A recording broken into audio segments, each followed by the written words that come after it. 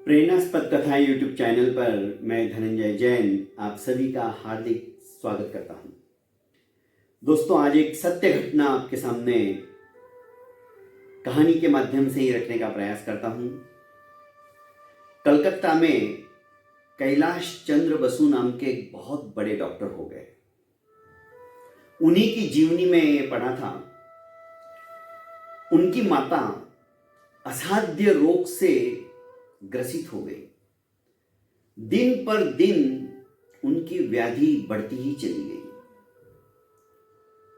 Doctor Kailash Chandra ji को अत्यधिक मां के प्रति लगाव था, पर उस असाध्य बीमारी के आगे उनका कुछ नहीं चल रहा था।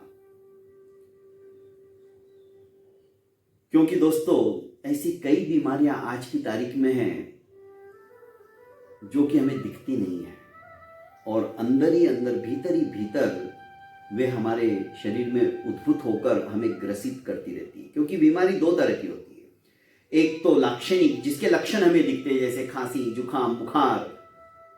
छोटी सी हमने दवाई ली, एक गोली ली, क्रोसिन ली, हमारा बुखार चला जाएगा, 3-4 घंटा हम विश्राम करेंगे।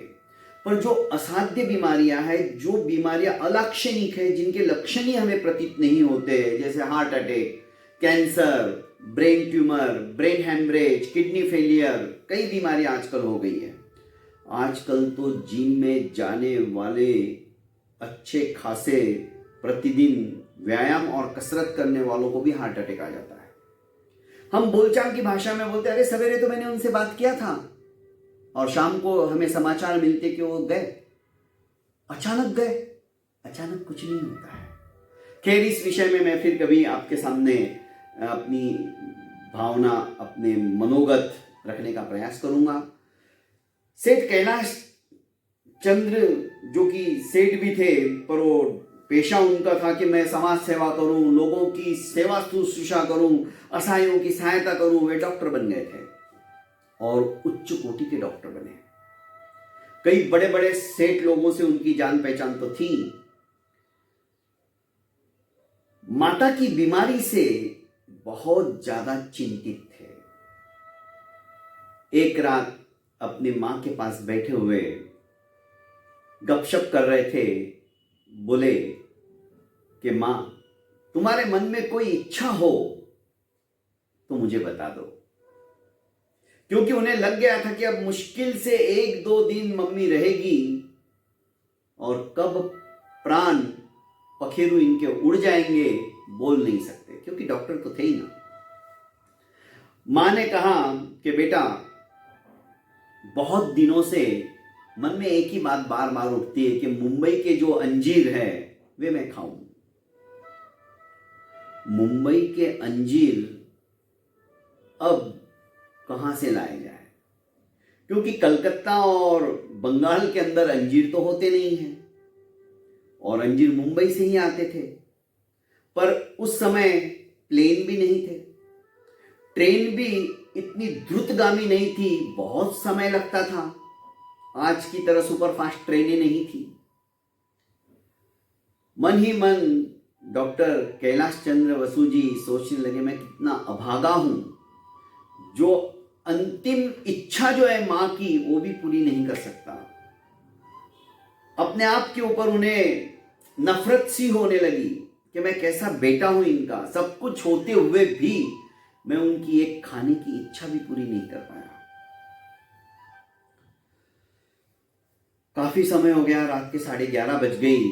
मां के पैर दबाते दबाते जैसे ही वे उठने वाले थे, चिंताग्रस्त तो थे ही कि मां को अंजीर कहां से खिलाऊं।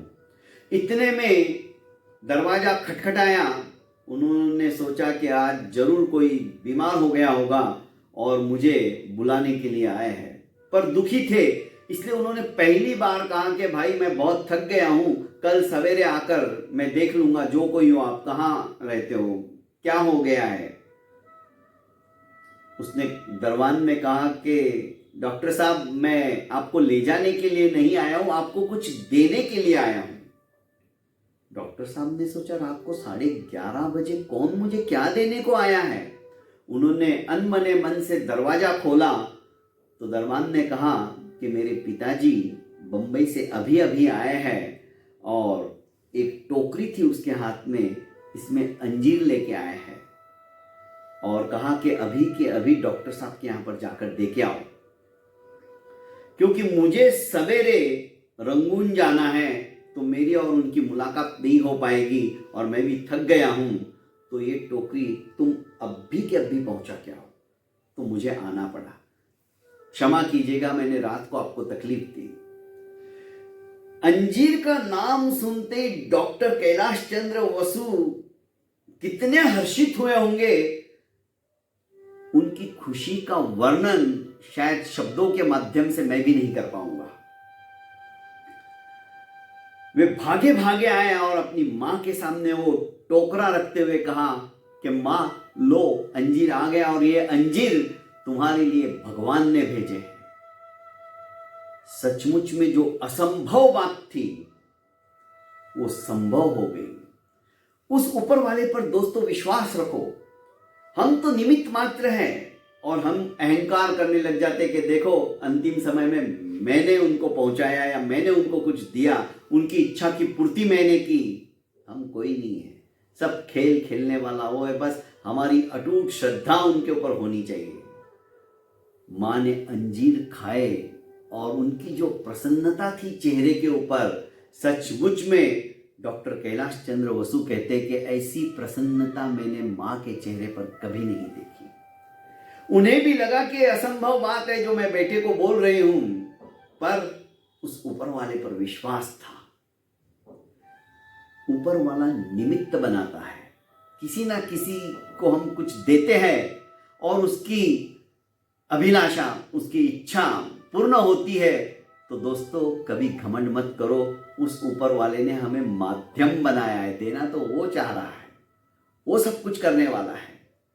हम अच्छा करेंगे दोस्तों तो हमारा भी अच्छा ही होता चला जाएगा। जिंदगी के अंदर ये सबक हम सीख ले, हमेशा जीवन के अंदर परोपकार, पुण्योपार्जन के लिए अच्छा काम हम प्रतिदिन करते रहेंगे ना, वो फेर बदल कर उलट होकर हमारे पास ही आता है, चाहे हम अच्छा करें या बुरा करें। दोस्तों वो जो सेठ था जिसने कि दरबान को भेजा था, वो कैलाश चंद्र जी के यहाँ पर प्रतिदिन तो नहीं पर जब भी मिलता था तो हमेशा बोलता था कि मैं जब भी बंबई जाऊंगा ना अंजीर आपके लिए जरूर लाऊंगा, क्योंकि उनको पता था कि इनकी माँ को अंजीर पसंद है। और उस रात सचमुच में एक चमत्कार हुआ और उनके यहाँ पर अंजीर आ गए। कहने का अभिप्राय है दोस्तों, हम अटूट श्रद्धा, अटूट प्रतीति, अटूट विश्वास उस ऊपर वाले पर रखेंगे तो सचमुच में हमारा जीवन सफल हो जाएगा। बहुत बहुत धन्यवाद।